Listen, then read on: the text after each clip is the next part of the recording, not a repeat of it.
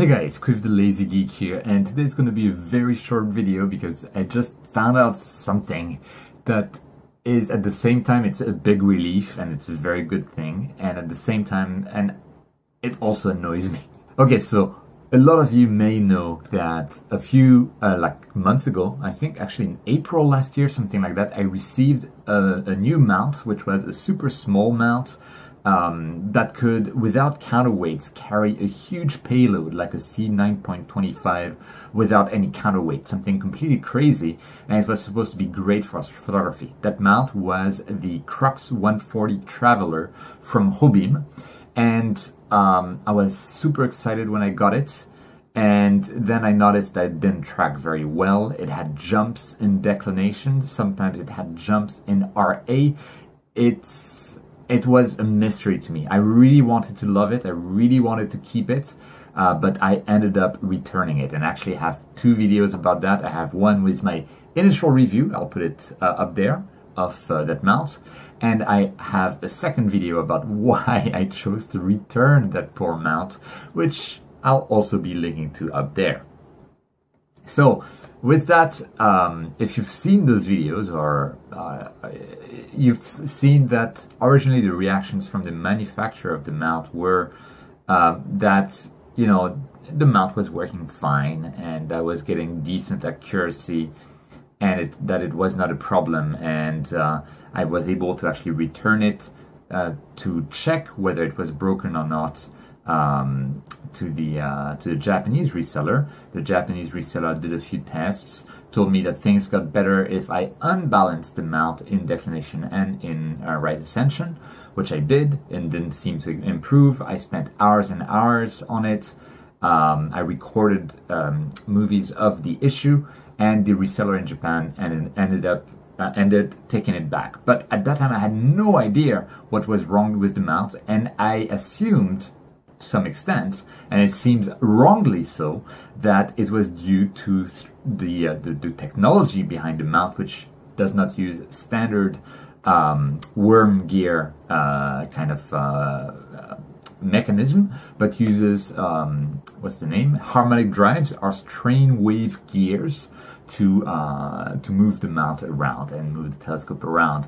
And it's not the case, because I'm showing you my screen now, hopefully, and you can see we have service announcement for the Crux 140. Yes, and we recognize that harmonic gears in Crux 140 equatorial mounts are defective, and it can cause a bouncing guide draft. Really? It feels like I've seen that before. This will affect your astrophotography and high power observation. And yeah, we are sorry for your inconvenience. Hobym Observatory will support repair service as below. And for me, they didn't know about, they couldn't really accept that there was an issue.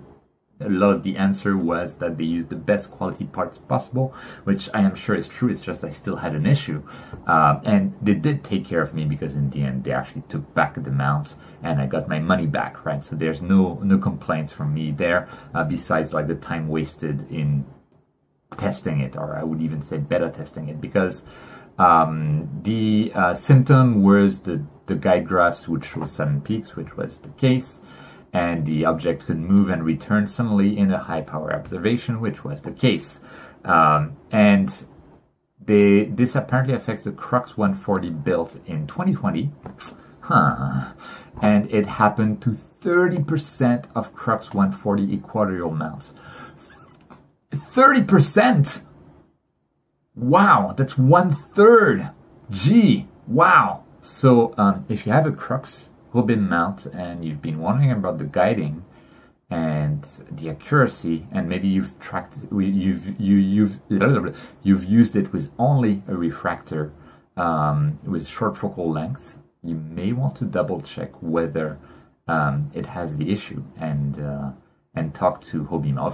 There's a 70% chance that you don't have the issue, but there's a 30% chance that you do have the issue.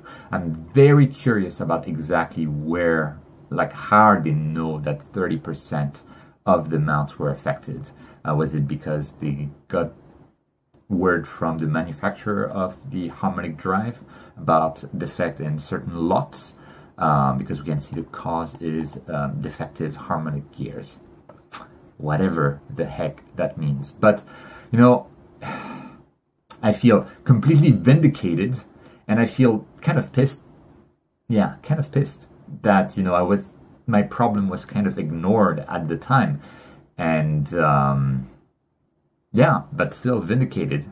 And again, I mean, I really should not have complaints, because they did take back the mount and paid me back the full amount. Plus, we now know that the future mounts should be good, and the previous mounts, if they had an issue, will be repaired, because shipping destination will be, so it will take 3 months to repair. COVID-19 explains that. It's currently catching up again in Korea and in Japan. All expenses, including parts and shipping, will be covered by Hobym Observatory. That's a great thing, because as we know, sometimes we have to ship back abroad, especially people not living in the US who bought from a US dealer. Sometimes we have to ship back with our own money, which is not great.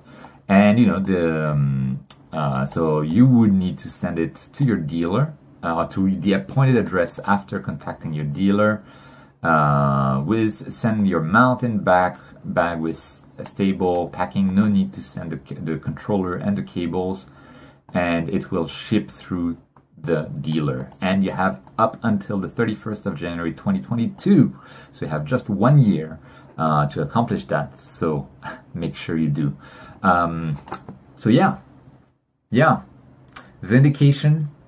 And at the same time, I feel so sad for that little mount that I had, because, you know, if I had known that, if they had realized that my issue was not imaginary, they could have, you know, taken care of this problem early. They could have repaired my mount, and I could have had the greatest, smallest mount I've ever had. But it was not to be, and you know, I'm sure they're kicking themselves quite a lot for that, and it must be a logistical nightmare for them. And I am really impressed by how, you know, they're just going to take care of it, no shipping, no handling, no cost to the end users, and that they you know, they even give statistics about how many mounts were used, 30%. Which is huge. So Hobym is doing the right thing, and I think it's more than, you know, a lot of makers, whether in our niche or other niches as well. So I really don't want to hit on them. They're doing the right thing, and hopefully, you know, they're very clear to mention that other mounts than the Crux 140 were not affected. So only the Crux 140 was affected. I assume maybe because of the size. It was using a specific size of harmonic gear, I would assume, that had a bad lot or something like that. That's pure conjecture on my part. So, yeah. So thank you so much for the guys on Cloudy Nights, the forum, for actually like bringing this up, not to me directly, but I saw that on one of the threads, and yeah. I have nothing more to say, but just be aware of this if you have a Crux mount, and at least theoretically going forward, you should be able to buy a Crux 140 Traveler mount, knowing that you should not have the issue that there was in my review and in the video about why I sent the Crux back, and that you will get a good mount, in which case it's a good value, and it should work very well, hopefully. And it is good to see that while it took some time, they're doing the right thing. Hobym is doing the right thing, and yeah, so you can actually go for that. If you do decide to buy a mount, don't hesitate about using the link down below to OBD Corp, because that's an affiliate link, and I will get a small commission, which always helps the channel. But obviously, you know, it's up to you, and I'm not wanting you to do the impossible to do so. But anyway, that was it for this video. It went on longer than I expected, because apparently I still have a lot of feelings about this poor little mount I really wanted to love. I thought it would be a 2-minute video. Doesn't seem to be the case, but yeah, thank you so much for watching. If you are into astrophotography, into astronomy, feel free to go down below, subscribe to the channel. If you like this video, if you think it is useful, feel free to click that like button. And yeah, as always, don't forget to look up at the stars. Thank you so much for watching, and I'll see you next time.